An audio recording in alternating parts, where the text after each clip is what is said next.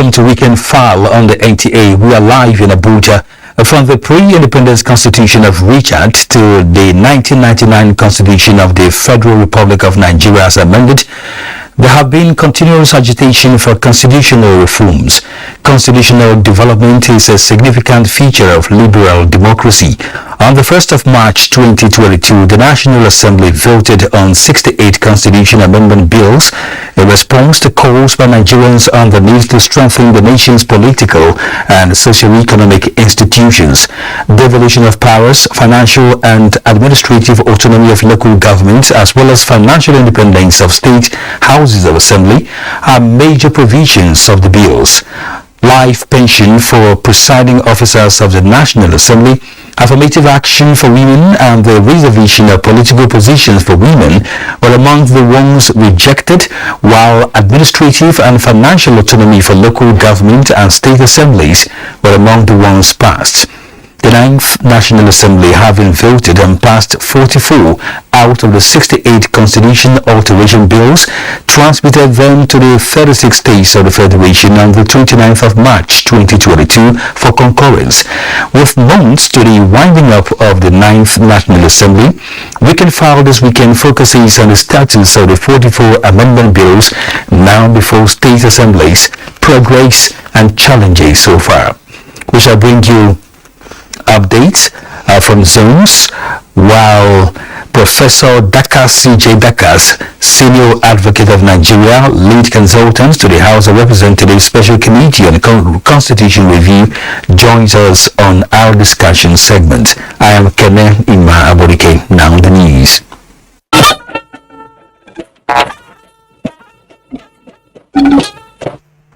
Charles III officially becomes monarch in historic ceremonies in St. James's Park and the Royal Exchange in London.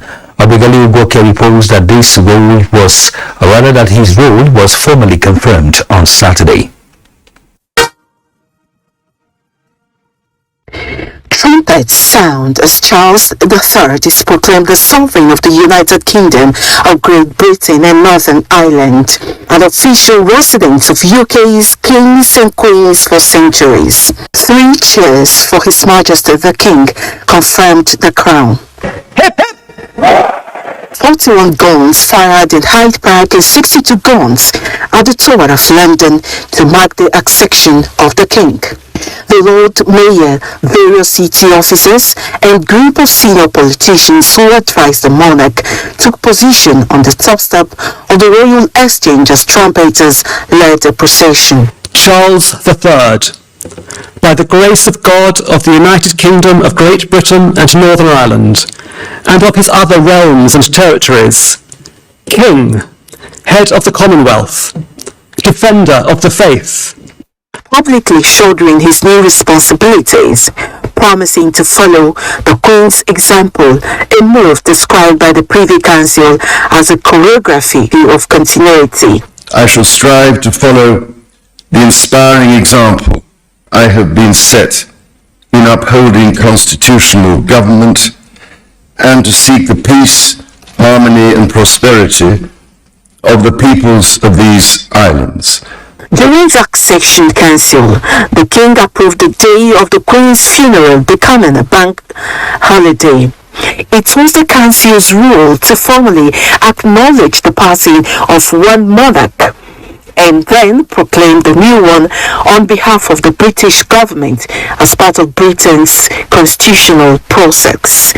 Obiageli Ugoke, NTA News.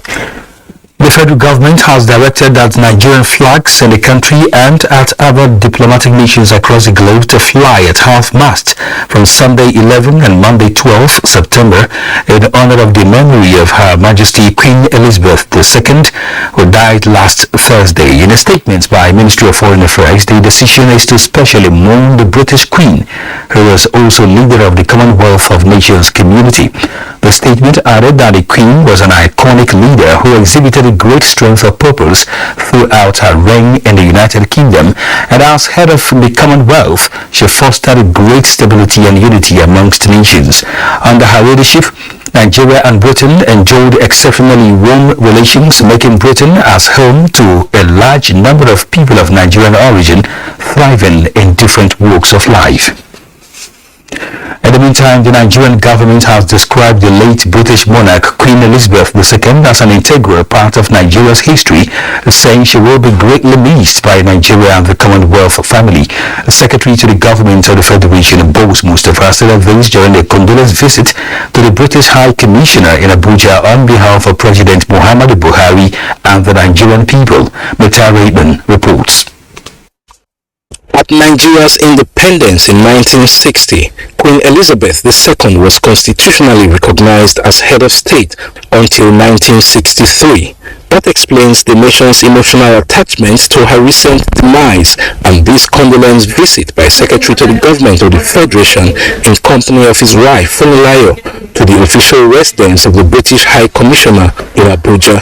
The SGF signed the condolence register on behalf of the Nigerian government and people, noting that Nigeria stands with the United Kingdom in mourning the departed monarch. She was a very gracious, elegant queen, and for the purposes of remembrance, the fact of the matter is that 90% of Nigerians do not know any monarchy in the UK but the queen, who has just unfortunately passed on. And we welcome the new king, King Charles III, for a closer working relationship. President Buhari visited the then Prince of Wales, now King Charles III, at one of his residences in Scotland, Dumfries House, a few years ago. So they have a lot in common, and I'm very hopeful that relationship between the two heads of state will enable us to continue the deepening and strengthening of the UK-Nigeria relationship. The Speaker of the House of Representatives, Femi Gbajabiamila, also visited the British High Commissioner in a separate audience to register his condolence to the British government and people. She had a grasp of, even at her age, a grasp of all the issues that you can think about, the world issues. So she devoted her life, was a life of service. He says Nigeria looks forward to more robust relations with the United Kingdom under the reign of King Charles III. In Abuja, Humanitarian, NTA News. Now, the federal government has inaugurated a donors forum with a mission of meeting the 2023 census funding gap worth more than 681 billion naira. Vice President here, Professor Yemi Osinbajo, at a breakfast meeting with development partners, international and local organizations in Abuja, as shows of Nigerian government determination to judiciously utilize every resource towards the forthcoming 2023 census process in Nigeria. Olushaya Dabo has details. As the breaking of the day, one important feature of it is the breakfast, and the federal government is initiating this get-together to update key players driving a census programs on how it has been putting money where amount is. A side presentation from the budget office explaining commitment to the population program since 2015, the federal government says through a budget system it has funded pre-census activities such as the area demarcation exercise EAD and trial census among others. Spokesman to the Vice President Lalu Akonde delivers the VP's message as the event. This breakfast meeting therefore is a necessary step towards soliciting your support for the conduct of a census that will be truly digital, scientific, and produce data that will guide planning within the context of global economic challenges, the security and human development situations. Funds given to the Commission will be judiciously managed in a transparent manner. After explanation on Nigeria's position to conducting the 2023 census, partners and key players are joining the line. The United Nations in Nigeria will continue to support the development efforts of Nigeria, including the implementation of a transformative census. The target now is in actualizing this funding gap of more than 681 billion naira as speakers harp on the importance of Nigeria having an accurate census data of a population for planning and development. In Abuja, Olusheye Adiagbo, NTA News.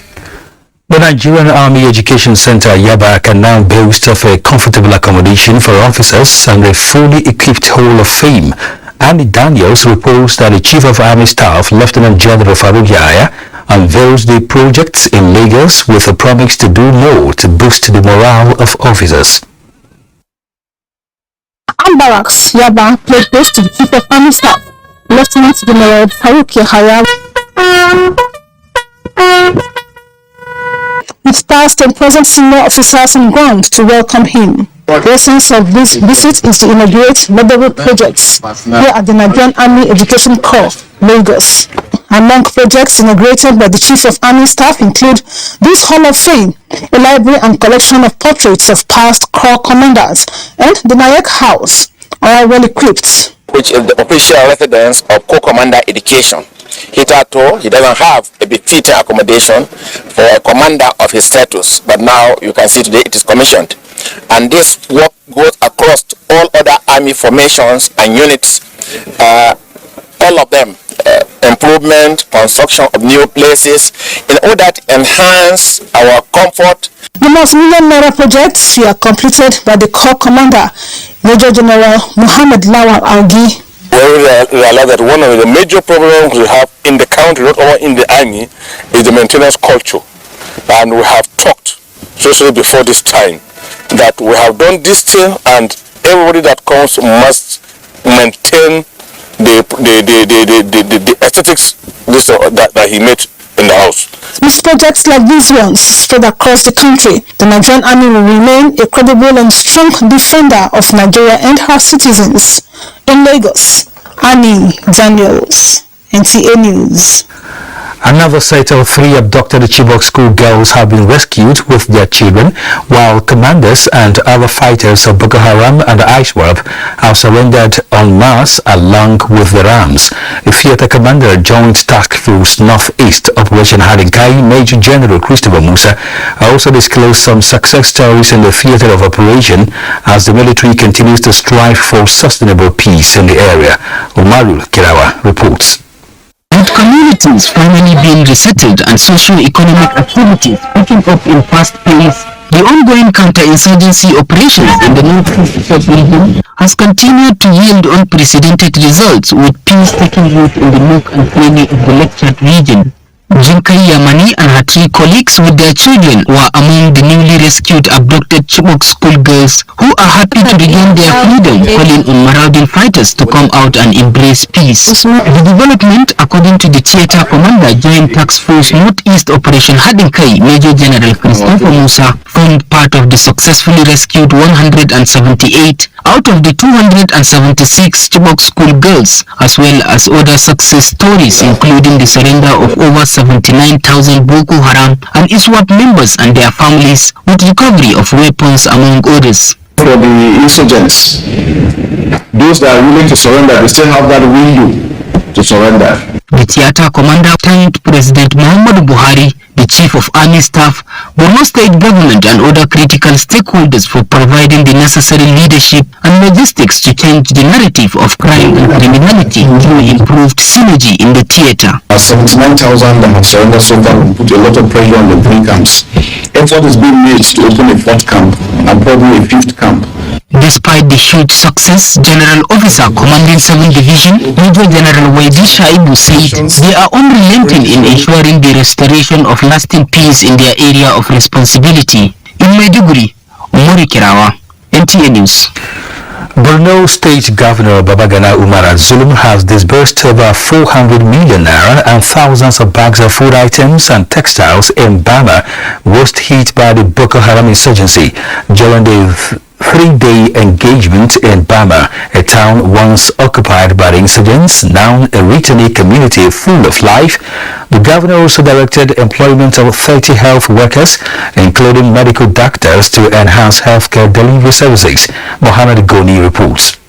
2016 assessment report jointly published by the World Bank, the EU, United Nations and Nigerian government identified Bama as the worst affected by the atrocities perpetrated by Boko Haram, hence the special attention given to the town in areas of reconstruction and humanitarian support. As early as 6:30 in the morning, Governor Babagana Umara plucked up distribution amidst the gathering of thousands of beneficiaries. More than 60,000 male residents each receive 2 bags of rice and maize, while 30,000 women each receive a fabric and 5,000 naira cash. Beneficiaries of the food and non-food as well as cash support were full of praises to government. Mr. President was in Maiduguri in commemoration of the World Humanitarian Day. The President has flagged up the distribution of food and non-food items to internally displaced persons.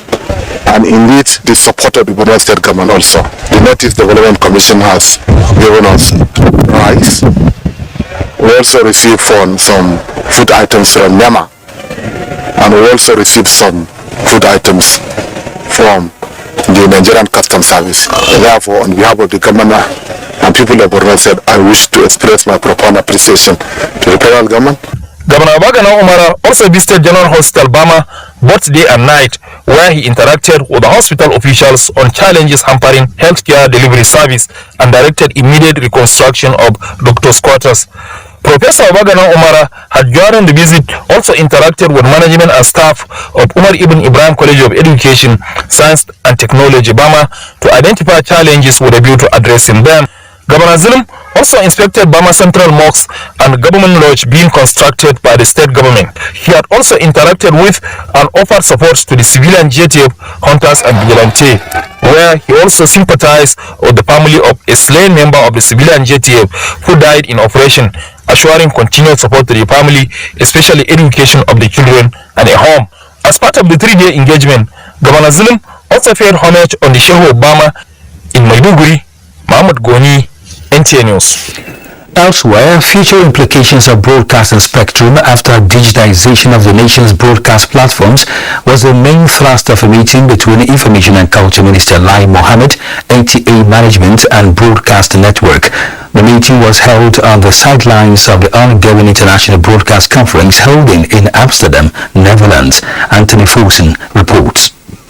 Information and Culture Minister Lai Mohammed, top management of the NTA, led by the Acting Director General Abdulhamid Dambos, General Manager ITS Sadiq Musa, and the Secretary General of the Broadcasting Networks, Europe, the body responsible for managing, operating and maintaining infrastructure that produces terrestrial signals. At this meeting, the implications of what happens to the spectrum that will be eased topped the discussion. Last backlogged feel the spectrum should remain with the broadcasters. 2 meetings in Dakar with the African Union of Broadcasters where we discussed what are the future implications of what is going on now.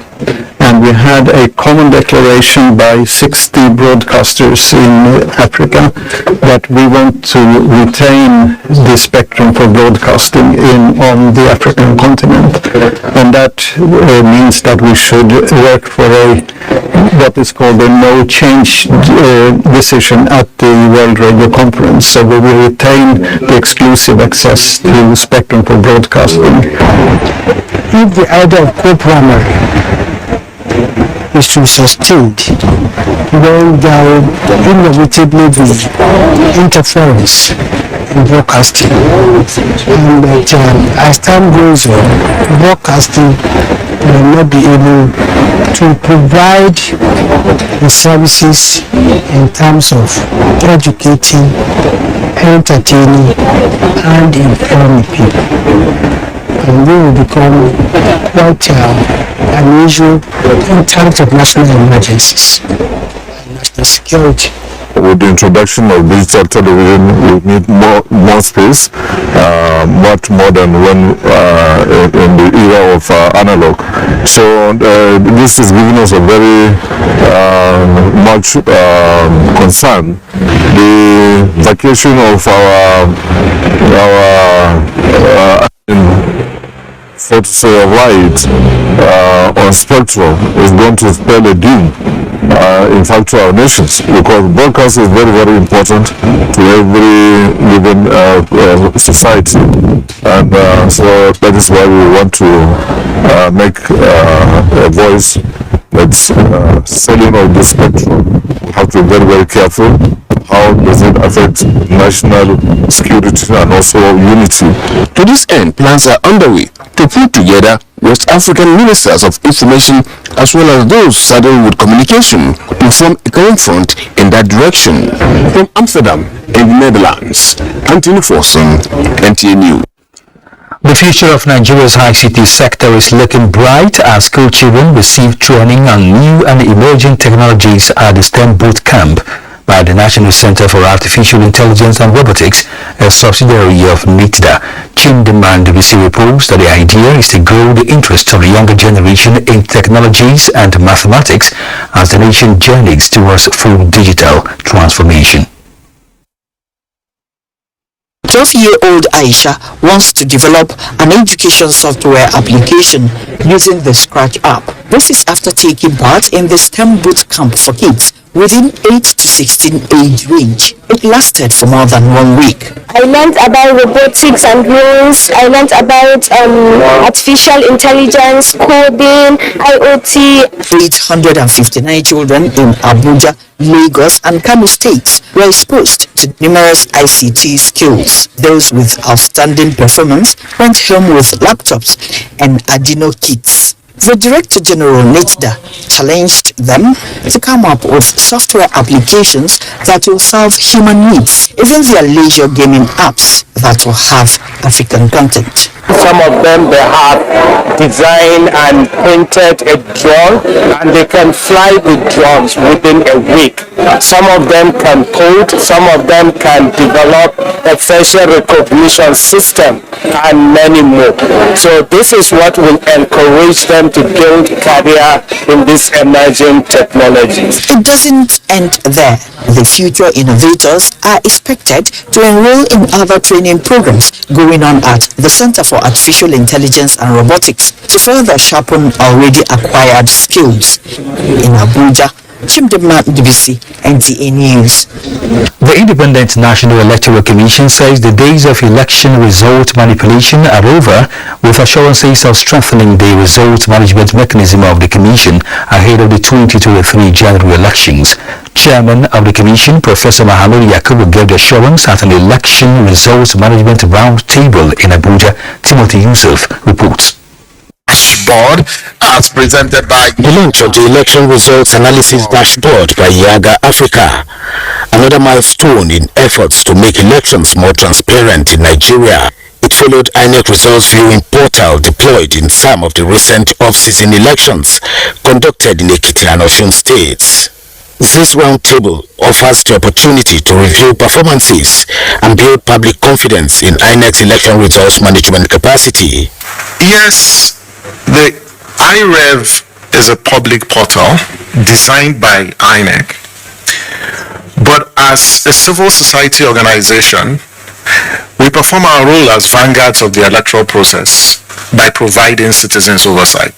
Nigerians can relate with these results because there are other processes. Now you can see it. You can see analysis of it. It's never been done anywhere around us and in our recent history. So we appreciate INEC for putting that. INEC Chairman Professor Mahamudu Yakubu believes that over the years, the collation of results has been one of the weakest links in the election management process in Nigeria. I can confidently say that the days of wanton manipulation of election results are over. This wanton manipulation of election results are clearly over. Yet, we are not resting on our oars, knowing that we must remain several steps ahead of those who seek to undermine the system. And there are many bad guys in the field trying to undermine the system. But we stand for electoral justice. The election management body is of the strongest view that the new Electoral Act, which gives backing to the use of technology in the results management process, will help to build more confidence in the system.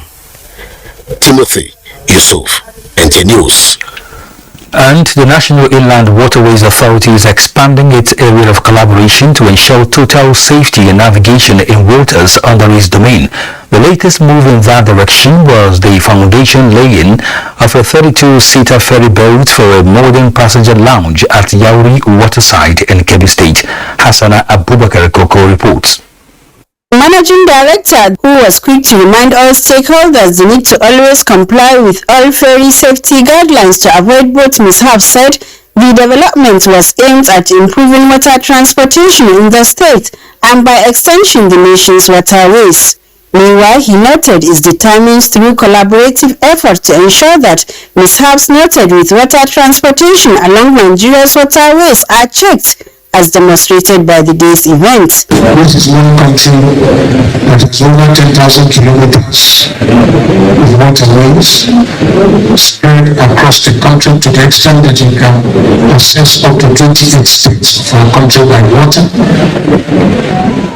So what we are doing now is to see to what extent we can exploit this potential.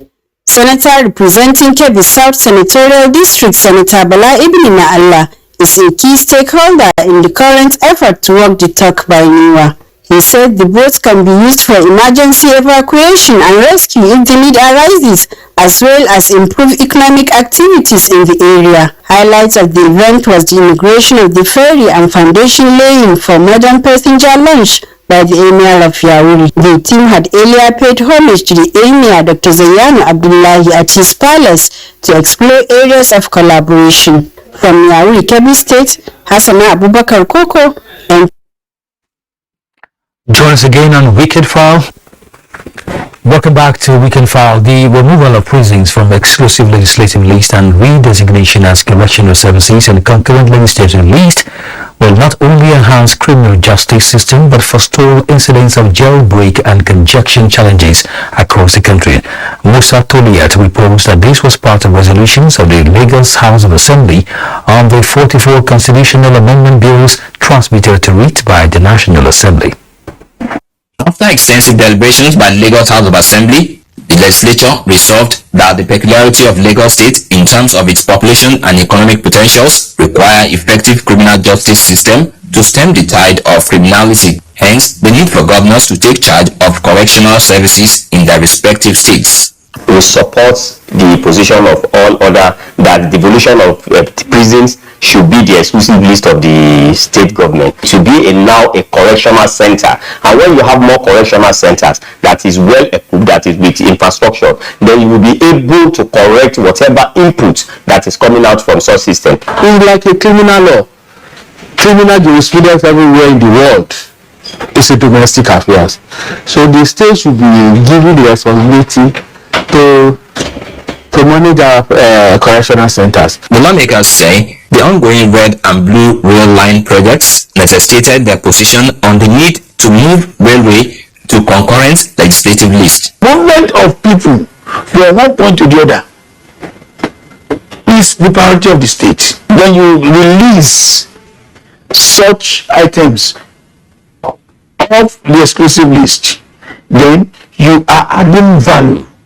You are adding development to the state. Taking charge of security, control over waterways, and independent candidacy were part of a decision by the Lagos Assembly on the 44 constitutional amendment bills. Our state police should be in place, likewise the local government police, so that they can police. The essence of it is to police the community for good cohabitation. If that security aspect is taken with good faith, is going to help our security architecture and is going to make funding more accessible. Section 4 says something about good governance, peace and tranquility.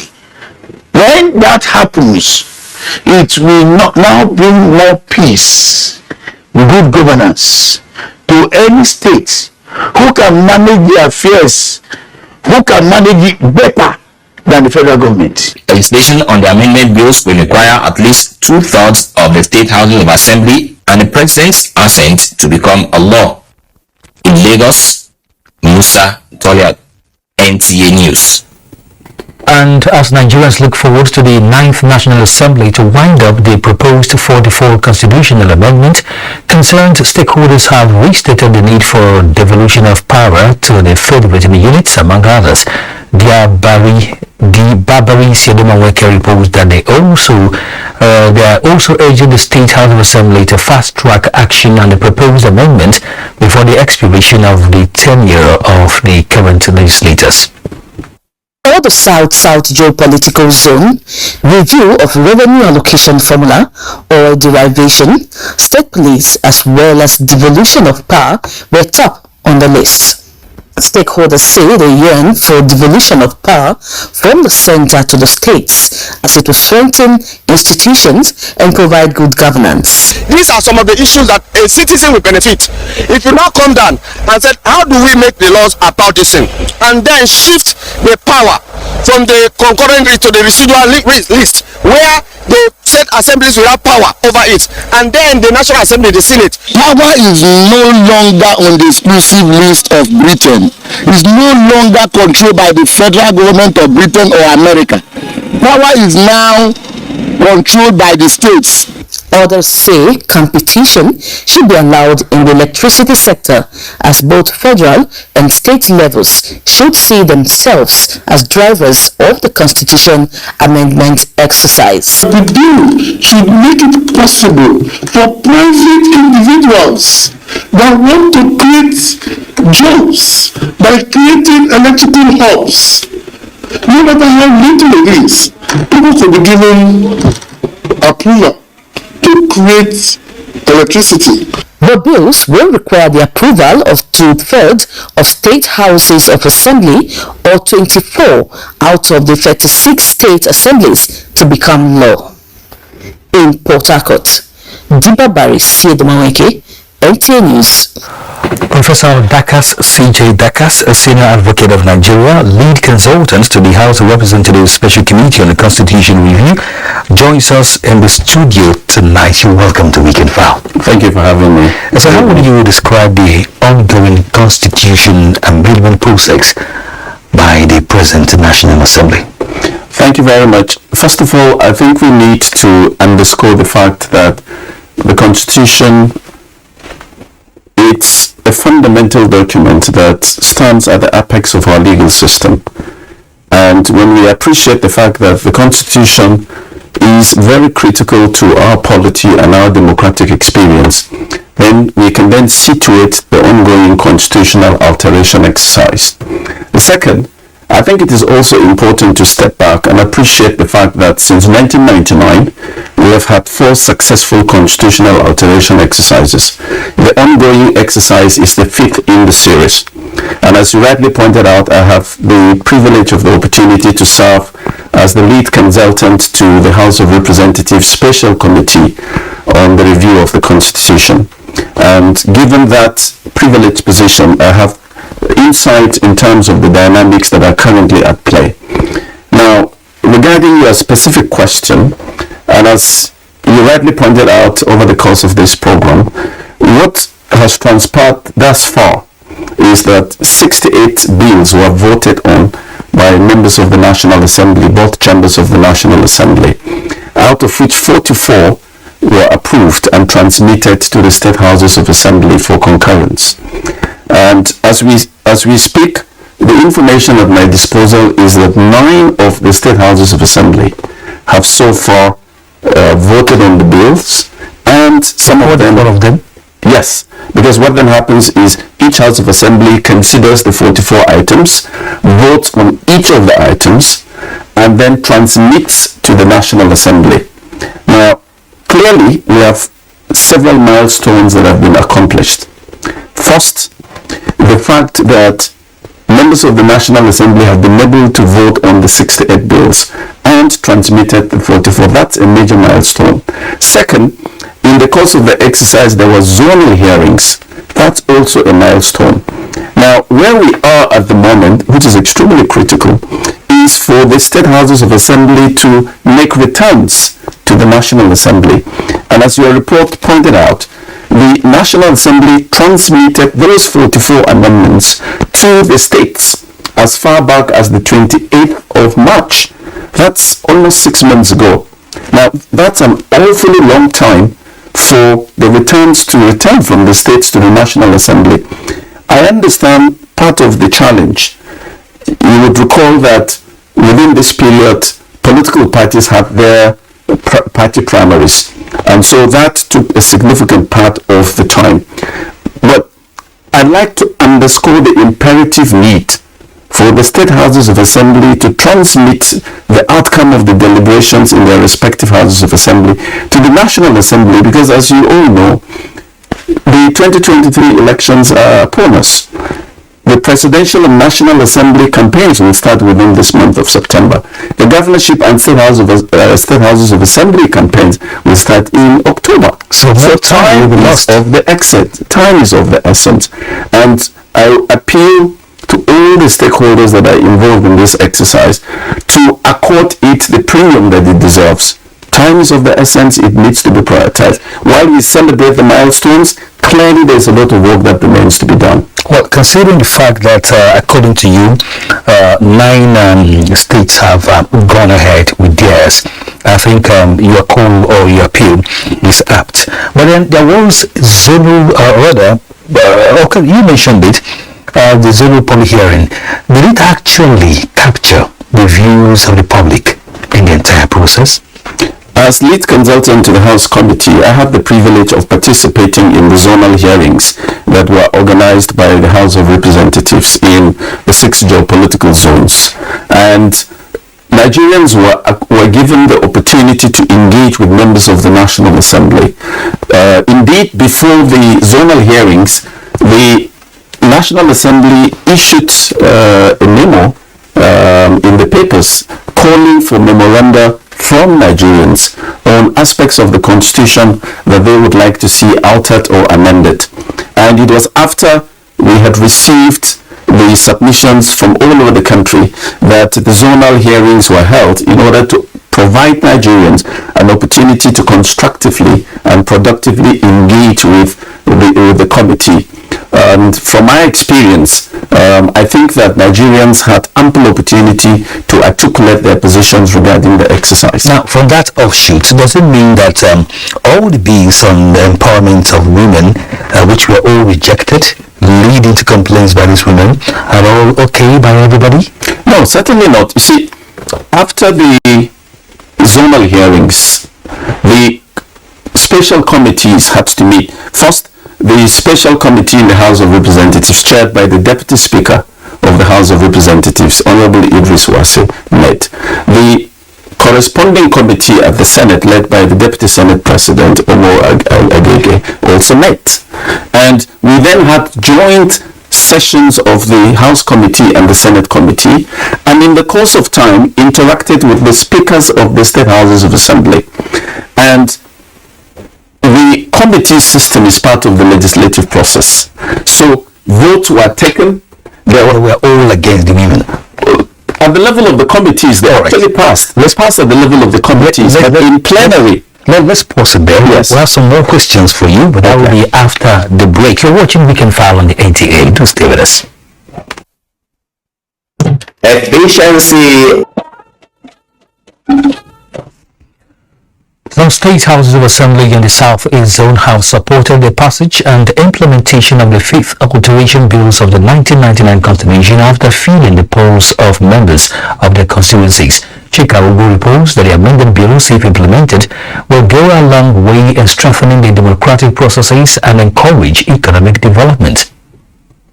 The members of assembly conducted a public hearing where participants deliberated on and adopted resolutions on financial autonomy of the local government, House of Assembly and judicial reform, which, according to them, has been long overdue.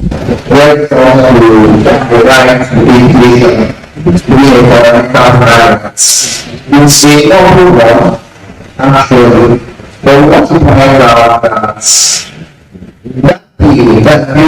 between cannot achieve effectively with Chapter 2 of the 1999 Constitution, that is environmental objectives and the of HPC, is not really justiciable. For the legislative legislators, the amendment of the bills is one that will enhance democratic principles in the country. Some key players also bared their minds on the amended bills. The people have to be involved in the day-to-day running of the affairs of the state. That is what the legislature does. That's what the legislature has been established to do. There's no financial autonomy. They have to be dependent. And when they are dependent on government, then government have to dictate to them what to do. Yes, it is a good development, but then the stakeholders, the state actors involved in implementing that law should also try and abide by the provisions of the law. Meanwhile, will Enugu State House of Assembly and others in the Southeast Zone have voted in favor of the amendment? We're still here with Professor Dakas, CJ Dakas, a senior advocate of Nigeria. Let's quickly land on the issue of women. Yes, thank you very much. And this is an extremely important issue. Mainstreaming gender into the Nigerian constitution. There were three critical bills that had to do with affirmative action in relation to women. The first bill had to do with special seats for women in the legislative arm of government at both national and state levels. Second, there was a bill that sought to address the plight of women that are married to husbands in states other than their own. Third, there was a bill that had to do again with the plight of women that are married to foreigners. You see, so these bills, sadly, even though were passed at the committee level, were not passed at plenary. But the good news is that at least two of the bills that address the plight of women married to foreign husbands and women married to husbands in states other than their own, those two bills, the House of Representatives has met a commitment to revisit those two bills. Okay. But let me then also say this, because this is very important. It's a new development that took place, I think, just within the week. I have information to the effect that the speakers of the state houses of assembly have met and written to the National Assembly, identifying about 4 issues in respect of which they would like the National Assembly to take action. One of them is the issue of state policing. State policing was among the 68 items that were voted upon, but it wasn't among the 44 transmitted to the Houses of Assembly because it didn't get the required threshold in the National Assembly. Now, the speakers of the state assemblies are now saying they would like the National Assembly to vote on state policing. Second, there is a bill that seeks to address the subject of a proposal to create a state judicial council separate from the National Judicial Council at the national level. My understanding is that this communication has come to the National Assembly, and my hope is that the National Assembly will also take stock in good time. Okay, and revert. One more important question. Of course, in the past there used to be, bill on state curation. How come this time around we don't hear about it? In the course of the zonal hearings, several groups and individuals actually made submissions for state creation. But when we start to take a look at the submissions, we discovered that they were not in compliance with the procedure set out in Section 8 of the Constitution. So that's actually why you don't see them among the 44 bills or among the 68 that were voted upon. We sincerely appreciate your submissions here tonight. Thank you. Professor Dakas, CJ Dakas. Thanks for coming. Thank you very much. We'll be talking with Professor Dakas, CJ Dakas, Senior Advocate of Nigeria, Lead Consultant to the House of Representatives Special Committee on Constitution Review. The remains of late Henry Ene, Acting General Manager, NTA Sports Abuja, have been laid to rest in his family compound in Buck Street, Calabar. The funeral, which was conducted by the African Church Cathedral of Christ Diocese of Calabar, drew sympathizers within and outside the state. Henry Ene was there. NTA family from different stations across the country, with sympathizers including former Senate leader Senator Victor Ndomaiba, came to pay their last respects to the late Henry Ene, son of a one-time general manager NTA Calabar, Chief Victor Ene. In his message, death is an appointment to all mortals. The officiating minister, Most Reverend Ofiong Mensah, advised Christians to keep faith with God by impacting humanity positively.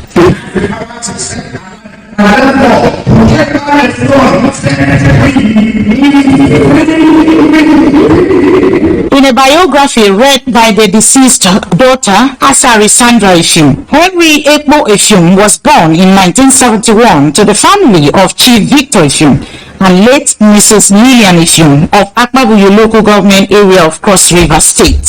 Any parent's biggest nightmare is the loss of a child, and it cannot be any less so for Chief Victor Ene. Yeah, he's full of jokes. There's no dull moments with Henry. He's a kind-hearted man. We are totally devastated at this death. None of us expected that kind of a thing, considering the father's age. It was solemn and emotional at the graveside as the body of late Henry Ene was interred. He is survived by aged father, children, and a host of relatives. In Calabar, Erika Ivy, NTA News. And you saw rest in peace. That concludes Weekend File tonight on the NTA. Thanks indeed for watching, and remember to join the NTA in the campaign against rape and rapists in the